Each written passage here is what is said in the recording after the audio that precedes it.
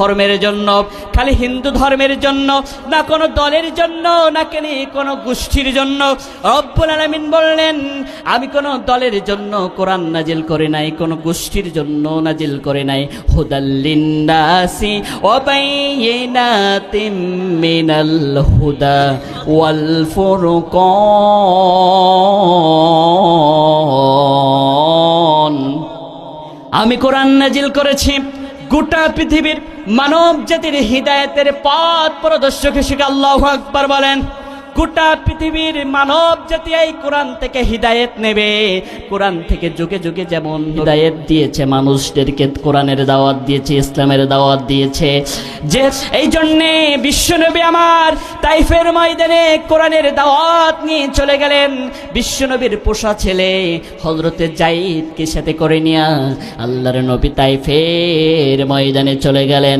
তাইফের সমস্ত ছেলেদেরকে লক্ষ্য করে করে বললেন, ও তাইফের ছেলেরা, আমি আব্দুল্লাহর বেটা মোহাম্মদ যদি বলি, ওই যে দূরে পাহাড় দেখা যায়, ওই পাহাড়ের পালদেশে একদল সৈন্য সংখ্যারা আধুনিক অস্ত্র শস্ত্র নিয়ে বসে আছে, অপেক্ষা করতেছে। ও তাইফের ছেলেরা, তোমরা কি এই কথাটা মেনে নিবা?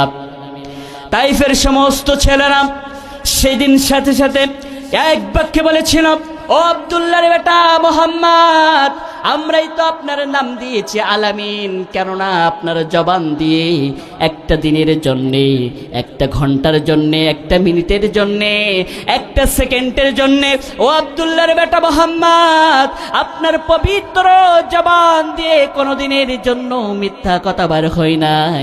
ও আব্দুল্লাহর বেটা মোহাম্মদ, আজও আপনার পবিত্র জবান দিয়ে কোনোদিনের জন্য মিথ্যা কথা বার হতে পারে না।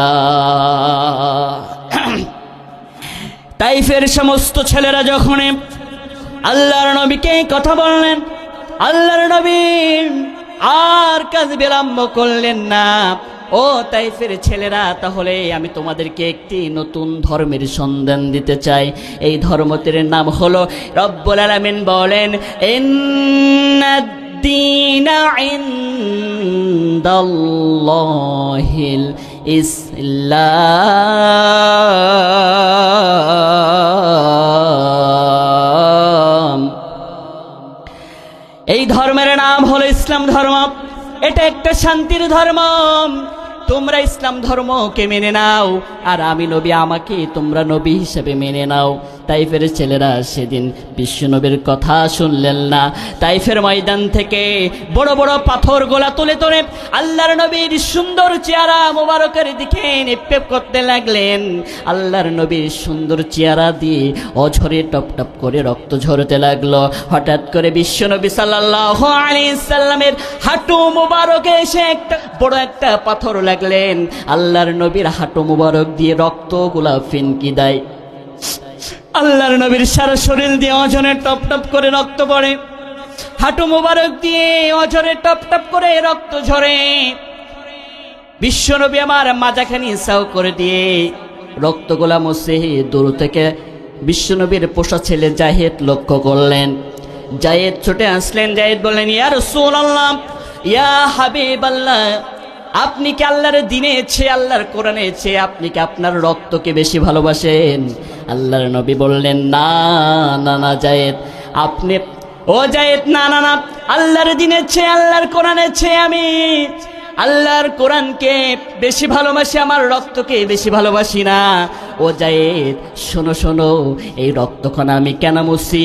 এই তাইফের জমিনে যদি আমার রক্ত ঝরে আজকে, এই তাইফের জমিনে আর কোনো দিনের জন্য শস্য ফলবে না, আর কোনো দিনের জন্য কম ফলবে না।